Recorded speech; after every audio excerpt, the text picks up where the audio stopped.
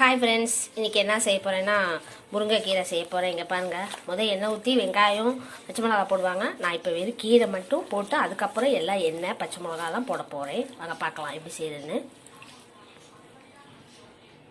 சட்டியை வச்சுட்டு இப்போ வெறும் கீரையை மட்டும் போடுறேன். ஏன்னா கீரை தண்ணி சூப்பை நான் எடுக்க போகிறேன். அதனால் லைட்டாக வணங்கிருச்சு. இந்த ஸ்டேஜில் அடுத்து வெங்காயம் பச்சை மிளகா அப்படின்னு ஒரு கிண்டி விட்டுருவோம். இப்போ நம்ம தேவையான எண்ணெயை ஊற்றிக்கலாம். கொஞ்சம் நல்லா வணங்கிருச்சு. அடுத்த ஸ்டேஜ் வெள்ளைப்புடவும் சீரகமும் நுணுக்கி வச்சுருக்கேன், அதை நான் போடுறேன். மஞ்சத்தூள், உப்பு. நான் ஏன் முதலே வேக வச்சிட்டேன்னா எனக்கு சூப்பு தண்ணி வேணும், அதனால தான். இங்கே பாருங்கள், நமக்கு எவ்வளோ வேணுமோ அவ்வளோ எடுத்துக்கலாம். வேக வச்சுட்டு அடுத்து ஒரு சூப் ரெடி பண்ணிடலாம். எத்தனை பேர் முருங்கைக்கீரை சூப் கொடுப்பீங்க லைக் போடுங்க. ஸ்டேஜில் சூப் வெந்துருச்சு. இந்த ஸ்டேஜில் தேங்காய் பூ போட்டு இறக்கணும்.